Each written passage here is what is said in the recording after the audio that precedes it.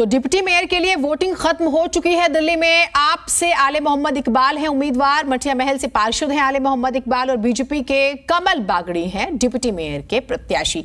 रामनगर से पार्षद हैं कमल बागड़ी।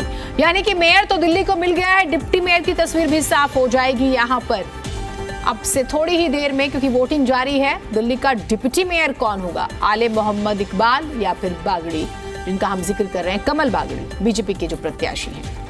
वोटिंग चल रही है, थोड़ी देर में तस्वीर साफ हो जाएगी।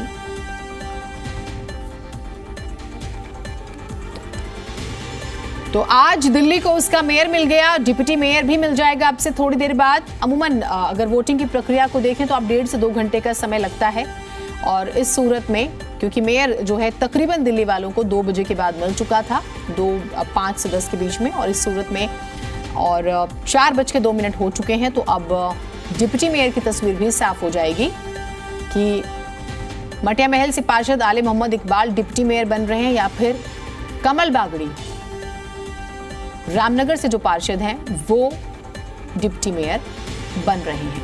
थोड़ा सा इंतजार करना होगा, ये तस्वीर भी साफ हो जाएगी। लेकिन आज आम आदमी पार्टी जबरदस्त जश्न मनाती हुई नजर आ रही है। मनोबल, दरअसल देखिए मनोबल बहुत हाई है।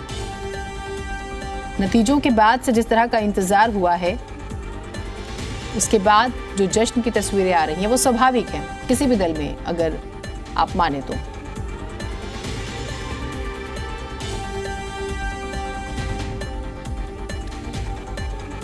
तरुण हमारे साथ, हमारे सहयोगी लगातार सुबह से अपडेट हमें दे रहे हैं। तरुण, अब क्योंकि मेयर तो मिल ही चुका है दिल्ली को, डिप्टी मेयर का इंतजार अब कितने मिनट में खत्म हो जाएगा? क्या अपडेट से अंदर क्या हो रहा है?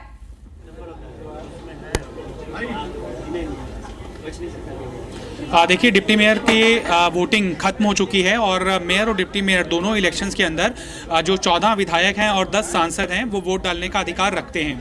एक बड़ी अपडेट ये है कि बीजेपी के ईस्ट दिल्ली से सांसद गौतम गंभीर ने मेयर इलेक्शन के अंदर तो पार्टिसिपेट किया था, अपना वोट उन्होंने एक्सरसाइज किया था, लेकिन डिप्टी मेयर के इलेक्शन के अंदर उनका वोट नहीं डला है, वो सदन के अंदर उपस्थित नहीं थे।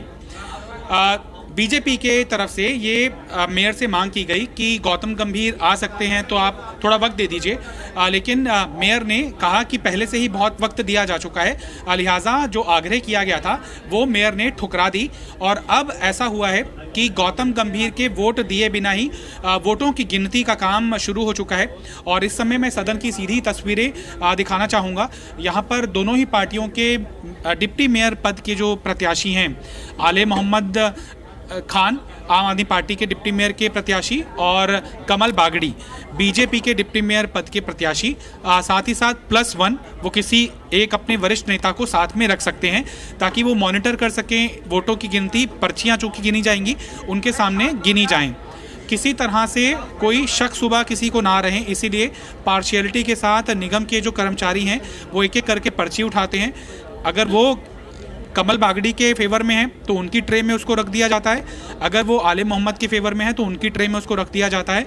और जब पूरे बैलेट को ख़त्म कर दिया जाता है उसके बाद फिर अपनी अपनी जो उनकी टोकरियां अलग अलग बनी हुई हैं उनके अंदर इस पर्चियों को काउंट किया जाता है और फिर आखिरकार अनाउंसमेंट की जाती है कि डिप्टी मेयर के पद पर इस पार्टी के उम्मीदवार को इतने वोट मिले और इस पार्टी के उम्मीदवार को इतने वोट मिले। संभवतः 1.5-2 मिनट के अंदर ये प्रक्रिया पूरी हो जाएगी। और मेयर भी चूंकि निगाह रखे हुई हैं कि किस तरह से वोटों की गिनती की जा रही है। और एक ये बड़ा अपडेट ये आया है कि 116 वोट डले थे आम आदमी बीजेपी को मेयर पद के चुनाव के अंदर। तो क्या ये काउंट वैसा रहता है? चूंकि एक तो वो काउंट कम होगा ही होगा क्योंकि गौतम गंभीर चुनाव के अंदर हिस्सा नहीं ले पाए। ऐसे में सवाल उठते भी हैं कि उन्हें घर जाने की किन वजहों से जल्दी थी कि वो मेयर का इलेक्शन ख़त्म होते ही सदन की बैठक से बाहर निकल गए। लिहाजा अभी का अपडेट ये है कि गौतम गंभीर ने डिप्टी मेयर के इलेक्शन में पार्टिसिपेट नहीं किया है, अपना वोट नहीं डाला है, जिसके कारण बीजेपी का 1 वोट कम हुआ है और डिप्टी मेयर पद के चुनावों के लिए वोटों की गिनती जारी है। तरुण, एक लड़ाई ये भी थी सुप्रीम कोर्ट में कि पहले मेयर का चुनाव होगा और फिर वो डिप्टी मेयर का कराएंगे। तो यहाँ पर ये भी एक बड़ी जीत मानी जाए आम आदमी पार्टी की, क्योंकि नहीं तो एक परंपरा शुरू हो जानी थी जिसका हम सुबह से जिक्र भी कर रहे हैं। अपडेट्स आप देते रहिएगा, लेकिन ये भी एक ऐसा प्रश्न है जिस पर चर्चा जरूरी है।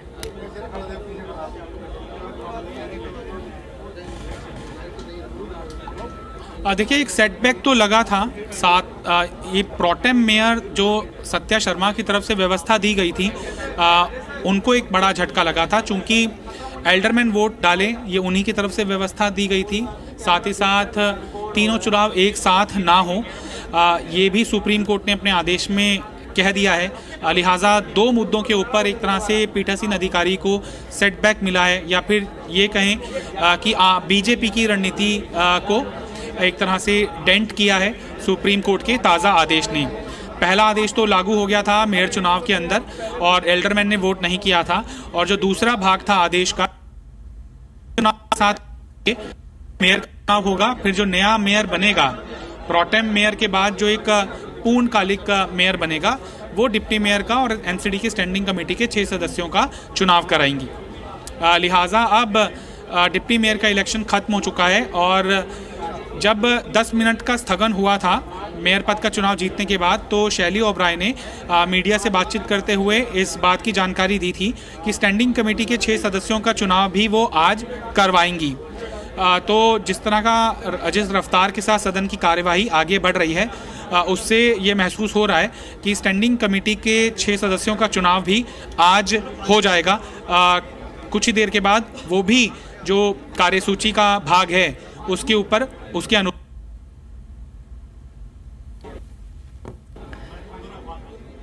चलिए हम मुकाबला किस किस के बीच में अभी डिप्टी मेयर का वो आपको दिखा रहे हैं। थोड़ी सी तकनीकी खराबी हुई है, हम तरुण से लगातार बात करते रहेंगे। हाँ तरुण बोलिएगा।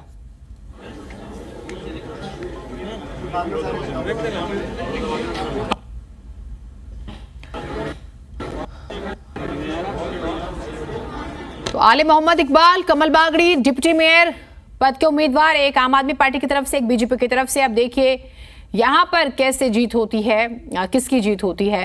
तरुण अपनी बात पूरी कीजिएगा, थोड़ी सी तकनीकी खराबी हो रही है और हम समझ सकते हैं क्योंकि आप सदन के अंदर है तो वहां पर किस तरह का माहौल भी है और थोड़ी सी दिक्कतें भी होती हैं, सुरक्षा भी कारण होते हैं कई।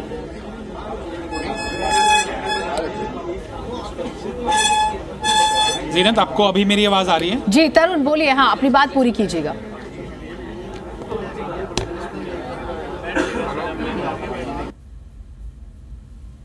इलेक्शन के कांग्रेस के कुनबे में सेंधमारी हुई थी।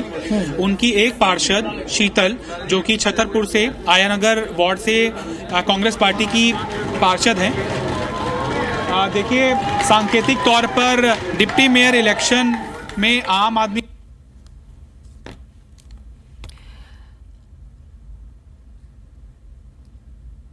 घोषणा दी है कि जो एक मार्क है कि इतने वोट किसी भी कैंडिडेट को जीतने के लिए जरूरी हैं, वो काउंट किए जा चुके हैं। और उनकी तरफ से जैसे ही ये अपने साथी पार्षदों को सूचित किया गया, पार्षदों की शुरू हो चुकी है। और अब मेयर की तरफ से अनाउंस किया जाएगा कि कितना वोट किस पक्ष को मिला है।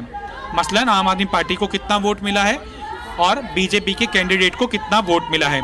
जो मैं जानकारी दे रहा था जीनत, वो ये थी कि शीतल, जो कि कांग्रेस पार्टी की पार्षद हैं, आयानगर वार्ड जो कि छतरपुर विधानसभा क्षेत्र के अंदर आता है, उन्होंने पार्टी की निर्देश का उल्लंघन किया है और उन्होंने मेयर के इलेक्शन में पार्टिसिपेट तो किया ही किया है, डिप्टी मेयर के इलेक्शन के अंदर भी पार्षद शीतल, कांग्रेस पार्टी की पार्षद हैं, उन्होंने पार्टिसिपेट किया है। कांग्रेस पार्टी के कुल 9 पार्षद जीत के आए थे और पार्टी की लीडरशिप ने तय किया था कि वो मेयर और डिप्टी मेयर के चुनाव के अंदर पार्षदों को निर्देशित करती है कि वो हिस्सा ना लें। 8 पार्षदों ने वो बात मानी, 1 पार्षद ने बात नहीं मानी। में शीतला के चुनाव में उनके पति वेदपाल चुनाव जीतकर आए थे और इस बार उनकी सीट महिला आरक्षित हो गई थी। लिहाजा वेदपाल ने अपनी धर्मपत्नी शीतल को चुनावों में खड़ा किया और कांग्रेस पार्टी बुरे से बुरे नतीजे के अंदर भी आयानगर वार्ड जीतने के अंदर कामयाब हुई थी। तो लिहाजा ये माना जाता है कि पार्टी के झंडे के साथ साथ उनका डंडा भी इलाके के अंदर माना जाता है। उनका असर माना जाता है, उनका प्रभाव माना जाता है।